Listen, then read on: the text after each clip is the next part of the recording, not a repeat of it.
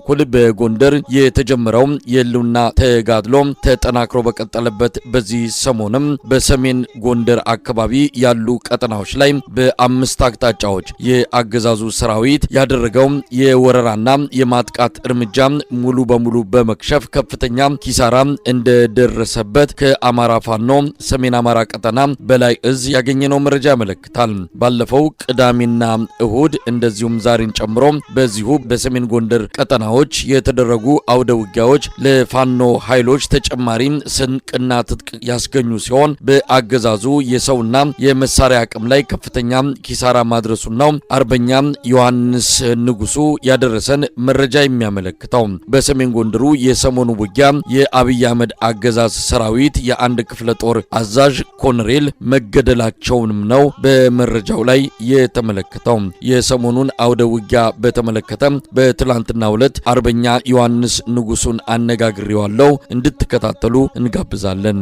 መልካም መሳይ የማዕከላዊ አርማጮ ወረዳን ማሰሮ ደንብን ለመቆጣጠር የጠላት ኃይል ከዳንሻና ከሳንጃ መነሻውን በማድረግ መጠነ ሰፊ ጥቃት ለማድረስ ንቅናቄ አድርጎ ነበር። ይኸውም በአምስት አቅጣጫ ለወረራ ነው ተነቃንቆ የነበረው። ከዳንሻ በመነሳት ከሶስት ተከፍሎ አንደኛው ግዙፍ ኃይል ከሰሜን ምስራቅ አቅጣጫ ተነስቶ በአሸሬ ዶጎ በኩል በማድረግ ወደ ወረዳዋ ከተማ ማሰሮ ደንብ ለመዝለቅ የተነቃነቀ ሲሆን ይህ ኃይል ከ700 በላይ ኃይል ያለው ሲሆን ሁለት ዙ 23 ሁለት ሞርታር የታጠቀ ሲሆን እንዲሁም ሞተራይዝድ ዲሽቃ ተኳሽ መሳሪያዎችን ይዟል።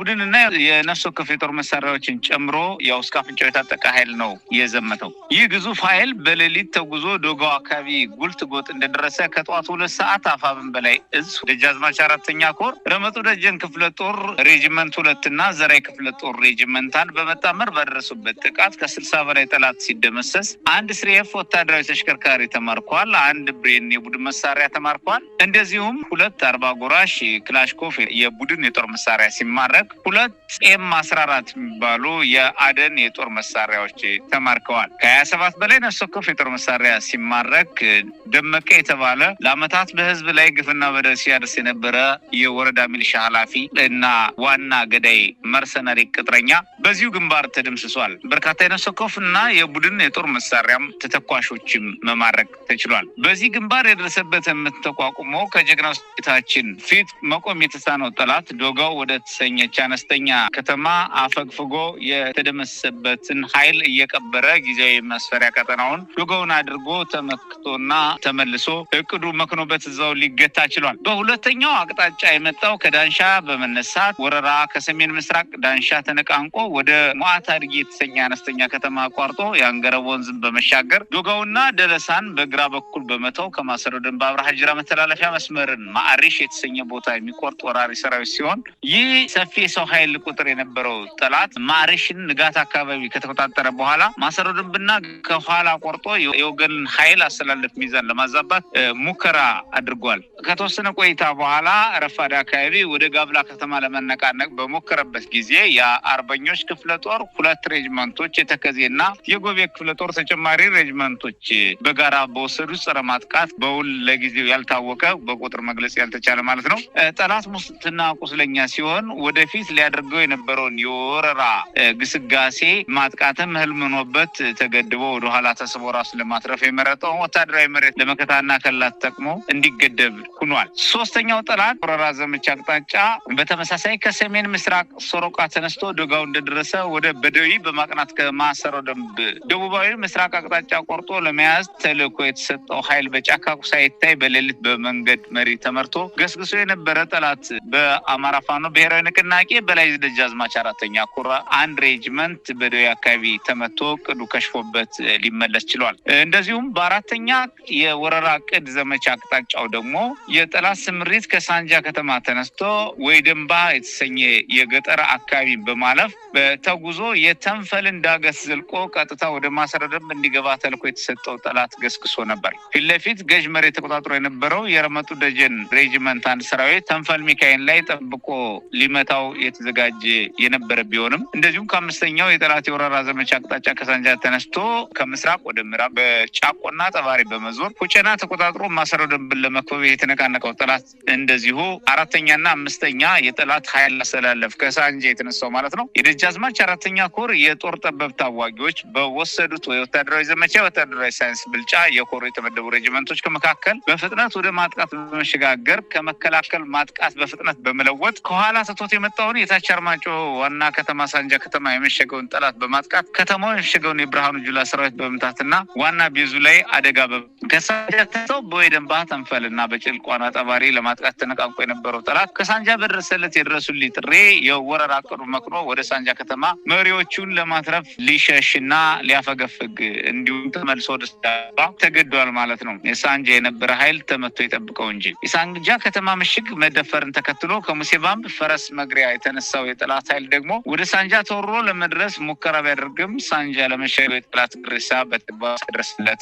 ቀርቷል። መጋቢት 19 2018 ዓ.ም በማዕከላዊ አርማጭሆና በታች አርማጭሆ ከተማ የተደረገው ውጊያ የጠላት ሰራዊት በግፍ የረገፈበት ሲሆን በተለይም የአካባቢው ተወላጅ ከሃዲ የሰላም ማስከባሪ ወይም ሚሊሻ ታጣቂዎችን ከፊት በማሰለፍ የዘንዶ ጉድጓድ በሞኝ እጅ ይለካል እንዲሉ ከፊት አሰልፈው ጭዳ እንዲሆኑ እንዲረግፉ የተፈረደበት ዕለት ሆኖ አልፏል። ከፊት ወገናቸውን ክደው የተሰለፉ የጸምቅና እነዚህ ቅጥረኛ ገዳዮች በሙሉ ከፊት እንደ ጤዛ የረገፉበት አውደ ውጊያ ሆኖ አልፏል። ለከሃዲ ሚሊሻና ለብርሃኑ ጁላ ጽልመት ሲወጣ ልማደኞቹ አፋብን በላይ እዚ ደጃዝማች አራተኛ ኮር ሰራዊታችን የድል ወጋገን በመላው አርማጭሆ በርቶ የዋለበት ዕለት ነው። በነጭ ጥቁር የአይን ቀለም መካከል ነጥለው የሚመቱት የተመሰከረላቸው ደጃዝማች አራተኛ ኮር ሰራዊት አባላት በምሽግም ከምሽግ ውጭም ከአንገት በላይ አብይ አህመድን ሰራዊት እንቅላስ ሲያፈርጡት ውለዋል። ዮሐንስም ይህንን ኪሳራ እንግዲህ ብዙ ነገሮችን ነው የምንሰማው። ባለፈው እንደዚሁ በደቡብና በማዕከላዊ ጎንደር በአገዛዙ ሰራዊት ላይ ያደረሳችሁት ኪሳራ አለ። ይሄ ደግሞ በተመሳሳይ ከፍተኛ ኪሳራ ነው ማለት እንችላለን። እንግዲህ በየቦታው ጥምር ኃይሉ ተመታ ነው። መሳሪያ ብቻ ሳይሆን የሰው ኃይሉንም ነው በከፍተኛ ደረጃ እያዳከማችሁ ያላችሁትና እንዴት መግለጽ ይቻላል ነው የዛሬው? መልካም የዛሬውና ከዛሬ በፊት በተከታታይ ወራትና ሳምንታት ስንወስዳቸው የነበሩ ወታደራዊ እርምጃዎች ኦፕሬሽኖች በሙሉ የሰመሩ እና ስኬታማ ነበሩ። አንዳንዶች ከእቅድ በላይ ውጤት የተገኘባቸው ሲሆኑ አንዳንዶች ደግሞ በእቅዳቸውን 100% ያሳኩና በእቅዳቸው ብዙም ያራቁ ስኬታማ የሆኑ ኦፕሬሽኖች ተካሂደዋል። በዚህም የጠላት አጠቃላይ ወታደራዊ ቁመና የጀርባ አከርካሪ የተሰበረበት እጁ እንዳይይዝ እንዲዝል የተደረገ እጁ የተቆረጠበት እግሩ እንዳይቆም የተቆረጠበት እና አጠቃላይ ቁመናው እንዲዛባ የተደረገበት ሲሆን ከዛም አልፎ የነበረውን የሰው ኃይል በከፍተኛ ሁኔታ እንዲያጣ ከጥቅም ውጭ እንዲሆንበት እንዲማረክ እንዲደመሰስ የሆነበት ሲሆን ከዛም አልፎ የሎጂስቲክ አቅሙን በሙሉ የተማረከበት የትጥቅ አቅሙን የተማረከበት ተተኳሽ የተማረከበት ተሽከርካሪ የተማረከበት ሰፋፊ ሀብት እና አቅሞቹን በእጅጉ ያጣበት ወይም የወደሙበት ሁኔታ ነው ያለው። በጥቅሉ ሞራሉ ላሽቆ ከፋኖ ፊት መቆም በማይችልበት አጠቃላይ ቁመና ላይ እንዲደርስ ያስቻሉ አውደ ውጊያ ውጤቶች ናቸው። በተደጋጋሚ በምናደርጋቸው አውደ ስኬቶች እየተጎናጸፍን የምንገኘው እነዚህ ወታደራዊ ስኬቶች በዚህ ብቻ ተኩራርተን የምንቆምባቸው ሳይሆን አሁን ካገኘናቸው እጥፍ ድርብ በላይ ውጤት ማምጣት የምንችልበትን ጠቅላላ ወታደራዊና ፖለቲካዊ ቁመና በአጭር ጊዜ መጎናጸፍ እንዳለብን አስበንና አልመን የምንሰራበት ወሳኝ የትግሉ መገባደጃ እና መቋጫ ማደማደሚያና የትግሉ መልክና ፈር ማስያዣ ወሳኝ ምዕራፍ ላይ ነው የምንገኘው። መሳይ ዮሐንስ፣ ምናልባት እንደ ደቡብ ጎንደርና ማዕከላዊ ጎንደር በእነዚህ አካባቢዎች በቁጥጥራችሁ ስር የሚገኙ ወረዳዎች አሉ ወይ? በምን ሁኔታ ላይ ይገኛሉ? እንግዲህ በደቡብና ማዕከላዊ ጎንደር ወታደራዊ ፖለቲካዊ መዋቅሩም ነው ያገዛዙ የፈረሰው። በተወሰነ ደረጃ ተመልሶ ለመያዝ እየሞከራቸው ያለው አካባቢዎች አሉ። ግን ከዚህ በኋላ እንደ በፊቱ ሊያንሰራራ በማይችል መልኩ እንደተመታ መግለጽ ይቻላል። አሁን ዛሬና ከትላንት ጀምሮ ስታደርጉት በነበረው ጥቃት በእነዚህ በተጠቀሱት አካባቢዎች በእጃችሁ የገቡና የስርዓቱን መዋቅር ያፈራረሳችሁበት ቀጠና አለ? በአብዛኛው በማዕከላዊና ደቡባዊ ጎንደር ቀጠናዎች እጅግ ሰፋፊ የሆኑ ወረዳ ወረዳዎች ናቸው ከጠላት መዳፍ ነጥቀን የተቆጣጠርናቸው ባለፉት ወራት።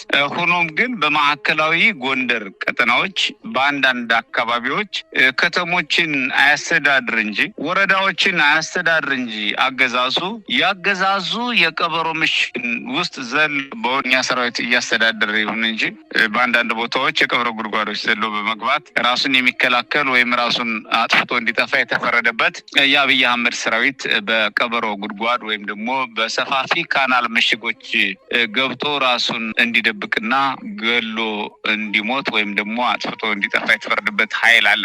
ከዛ ውጪ በደቡባዊ የጎንደር ቀጠና የተቆጣጠርናቸው የነበሩ ቀጠናዎች በሙሉ ከተሞች በሙሉ ወረዳዎች በሙሉ ሙሉ በሙሉ በእጃችን የሚገኙ በተመሳሳይ በማዕከላዊ የጎንደር ቀጠናዎችም በርካታ ኃይል አሰልፎ ለማጥቃት ከፍተኛው የዘመቻ ዕቅድ የወረራ ዘመቻ ዕቅድ ይሞክር እንጂ እንደተጠበቁ የዘለቁ ደግሞ ወረዳዎች ከተሞችና አካባቢዎች እጅግ በጣም በርካቶች ናቸው። መሳይ ዮሐንስ የደቡብና ማዕከላዊ ጎንደሩን ድሎች ሌሎች ገለልተኛ ሚዲያዎችም ጭምር ሰፊ ሽፋን የሰጡት ነው። ነገር ግን ያገዛዙ ባለስልጣናት ይሄን ድል ለማቃለል የመከላከያ ሰራዊት እግርን ከአካባቢዎቹ ሲወጣ እየጠበቁ ነው የሚገቡት። ቆመው መከላከያን ለመዋጋት አይችሉም። ስለዚህ የመከላከያ ሰራዊት ለተለያዩ ግዳጆች ከአካባቢው ሲለቅ ያንን አጋጣሚ ተጠቅመው ነው የገቡ ወረዳ ያዝን ከተማ ያዝን የሚል ነገር አንድ ከፍተኛ ብልጽግና የአካባቢው ባለስልጣን ተናግረዋል። እንደው እውነታው ምንድነው? መከላከያ ሰራዊት ሲወጣ እየጠበቃችሁ የሚለው ምናልባት ደጋፊዎቻቸውን ለማጽናናት ወይስ መከላከያ ሰራዊት ሲወጣ ነው ብሎ ያገዛዙ መከላከያ የሚለው ኃይል ሲወጣ ነው ብሎ እየተወረረ ነው ብሎ የሚያነሷቸው ነገሮች ከዚህ በፊት መከላከያ ብለው የሚጠሩትን ወራሪ ኃይል ያልደመሰሰን ደምሰሰን የማናውቅ ገጥመን የማናውቅ ማርከን አሰልፈን ነድተን የማናውቅ ቢሆን ኖሮ መከላከያ ጋር አይዋጉም ሊባል ይችል ነበረ።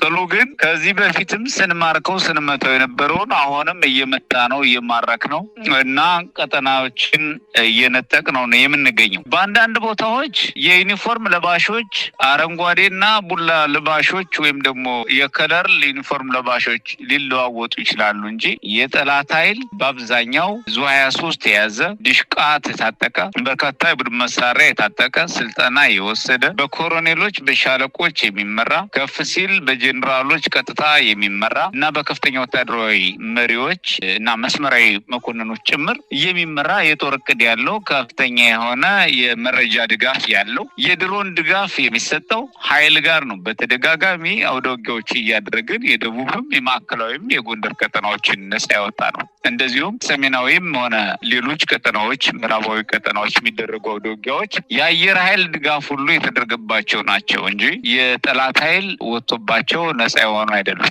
ይህ ማለት ዛሬም የተደረገው የጠላት ተሳ አውደ ውጊያ ሙሉ በሙሉ በሚባል ደረጃ በአመዛኙ 95% አለኝ የሚለውም ሜካናይዝድ ኃይል ጭምር አሰልፎ የአየር ቅኝት አድርጎ የካርታ ስራ ሰርቶ ወታደራዊ ካርታ የአውደ ውጊያ መረጃዎችን ሰብስቦ እንደዚሁም እግረኛ ጦሩን እስከ ቅድም እንደጠቀስነው ከሞርተር እስከ ከዲሽቃ እስከ ዙ23 ሞርተር 107 እና ሌሎች አነስተኛ እና መለስተኛ ሮኬቶችን ሁሉ ታጥቆ የተዋጋ ኃይልን ነው። አንድም በመከላከል የመከት ነው፣ መልሶ በማጥቃት ደግሞ የደመሰስ ነው። ሁለትም በራሳችን የማጥቃት እቅድ እየመታ ነው የምንገኘው። ይህ ኃይል መመታቱ ሳይመታ የቀርቶ የሚያውቅ ተከላክሎ የሚያውቅ ቢሆን እንጂ እየተማረከ እጆቹን ወደ ሰማይ ቀስሮ ሲማረክ የምናውቀው፣ ተመቶ ሲደመሰስ የምናውቀው፣ ሲማረክ የምናውቀው፣ ቀጠናዎችን ጥሎ ሲሸሽ የምናውቀው ሰራዊት ስለሌለ ብሎ ያቀረቡ አካላት እጅግ መሰረተ ቢስ ነው። ሽንፈታቸውን ላለማመን መራር ሽንፈት ተጎንጭተዋል። እሱን ለመካድ ያቀረቡት መሰረተ ቢስ ሀሳብ እንጂ አለን ከሚሉት ኃይል ጋር በየቦታዎች በሙሉ እየተዋጋን መሆኑ መወሰድ መቻል አለበት። መሳይ አርበኛ ዮሐንስ ሰሞኑን የአብይ አህመድ ቀኝ እጅ ተመስገን ጥሩነህ ባህር ዳርና ጎንደር እየተመላለሰ ክልሉ ሰላም ነው የሚል ሰፊ መግለጫ ሰጥቷል። በሄደበት ሁሉ በአውሮፕላን ነው ጉዞ የሚያደርገው። ከፍተኛ አቀባበል ይደረግለታል። ጨፋሪዎች፣ ዳንሰኞች እየወጡ ይቀበሉታል። ሽማግሌዎች፣ የሃይማኖት አባቶች ይቀበሉታል። እንግዲህ በየሳምንቱ የሚሄድ ሰው እንዲህ አይነት አቀባበል መደረጉ በራሱ ምን እንደተፈለገም ምን መልእክቶችን ለማስተላለፍ እንደታቀደም ግልጽ ይመስላል። ክልሉን በእጃችን ያለው ፋኖ የሚባል የለምም አይነት በተዘዋዋሪ ስማችሁን ባይጠራም እንደዛ አይነት መልእክት ያለው ቃለ መጠይቅ ነው የሰጠው። እሱ በትውልድ ከተማው መወዳደር ሳይችል ነው ባህር ዳር እንግዲህ ለመወዳደር የተዘጋጁ። ለማንኛውም ከምርጫውም ጋር አያይዘህ ልትገልጸው ትችላለህ። እውነት ተመስገን ጥሩነህ እንደሚለው አማራ ክልል ሰላም ነው ወይ? ተመስገን ጥሩነህ እና መሰሎቹ አምባገነኖችና ከህዝብ ጥቅም በተቃራኒ የተሰለፉ የህዝብ ጥቅምን የሚሸጡ የህዝብ ደህንነትን አደጋ ላይ የሚጥሉ አምባገነኖች፣ ጨቋኞችና አድሏዊ መንግስታት ወይም ቡድኖች በሙሉ በአንድ ስህተት ጊዜ ወደ ስልጣን በአንዲት አጭር ጊዜ የስህተት ወቅት ወደ ስልጣን የመጡ ሁሉ እናም ህዝብን በአምባገነንነት የሚጨቁኑ መሪዎች እንደምታስታውሰው የመውደቂያቸው መባቻ ድግስ ያበዛሉ። የመክሰሚያቸው የሚገረሰሱበት ወቅት ሲመጣ የሚወድቁበት ወደ ትቢያ የሚወረወሩበት ጊዜ በተቃረበ ጊዜ ልዩ ልዩ ትዕይንቶችና ድግሶች ያበዛሉ። ተመስገን ጥሩነህም ያደረገው ይህንኑ ተመሳሳይ ነው። አብይ አህመድም የሚያደርገው ይህንኑ ተመሳሳይ ነው። ሌሎችም ያገዛዙ ባለስልጣናት የሚያደርጉት ተመሳሳይ ነው። በሁለት ምክንያት ያደርጉታል። አንደኛው የተለመደ ቅጥፈታቸውን በማስተላለፍ ለደጋፊዎቻቸው ስነ ልቦና ድጋፍ ለማድረግ ሊወደቀውን የላሸቀውን ሞራላቸውን ለማነቃቃት የሚያደርጉት ፍጹም መሰረታዊ ሲሆን ቅጥፈት ሲሆን፣ ሁለተኛው ለራሳቸው የሚያደርጉት ነው። ሰላም በሌለበት ሰላም ነው፣ ልማት በሌለበት ልማት ነው። ወንጀል በሚፈጸምበት ወንጀል የለም። ዜጎች በሚያነቡበት፣ በሚደሙበት፣ በሚሳደዱበት፣ በሚፈናቀሉበት እና ኑሮ ውድነት በሚያንገበግባቸው ቦታዎች ኑሮ ውድነት እንደተስተካከለ የምግብ ዋስትናን ማረጋገጥ ሳይቻል በቀረባቸው ቦታዎች ሁሉም ጠግቦ እንዳደረ እና ሁሉ ነገር ርካሽ እንደሆነ የተትረፈረፈለት ምርት ያለ አድርጎ መዘገብ መናገርና መመስከር የቀጣፊዎች እና የሚወድቁ ቡድኖች አምባገነን ቡድኖች የመውደቂያቸው መባቻ ሲደረስ እና ሲቃረብ የሚያስተላልፏቸው መሰል የቅጥፈት መልእክቶች አሉ። እነዚህ መሰል ቅጥፈቶች ከሌሎች አምባገነኖች የሆኑትን አስተላልፈዋል። ብዙ ጊዜ ግን ድግስና ማጭበርበሪያ የሚያቀርቡ አካላት እየተሸነፉ መሆናቸውን ማመን ይቻላል። ሽንፈታቸውን ለመደበቅ የሚያደርጓቸው ድግሶች እውነተኛ የአሸናፊነታቸው ምስክር ሆነው የሚወሰዱ ኢቨንቶች እንዳልሆኑ ደግሞ ሰፊው ማህበረሰብ መረዳት ይችላል። የፖለቲካ ተንታኞች ወይም ደግሞ የስነ ልቦና አዋቂዎች ሌላው ማህበረሰብ በቀላሉ ሊረዳው የሚችል የፖለቲካ ቋጠሮ ነው፣ የትዕይንት ቋጠሮ ነው። ግን ደግሞ የከሸፈ የማይቋጠር ግን ለመቋጠር የሚዳዱት የቋጠሮ ውጥን ሆኖ ግን የሚያክል ነው የሚሆነውና ከዚህ የዘለለ አይደለም። በሌላ በኩል ራሱ በአማራ ክልል ጉብኝት አስደርጌያለሁ ብሎ የአማራ ክልል የመንግስት ሚዲያ የዘገበው እንኳን አማራ ክልል ሰላም ነው የሚለውን አጥፍቶታል። ያጠፋው መሰረተ ቢስ ስለነበር ነው እንጂ ጽሁፍ ያስተላለፉን የዜና ጽሁፍ ሊያነሳው አይችልም ነበር መሳይ።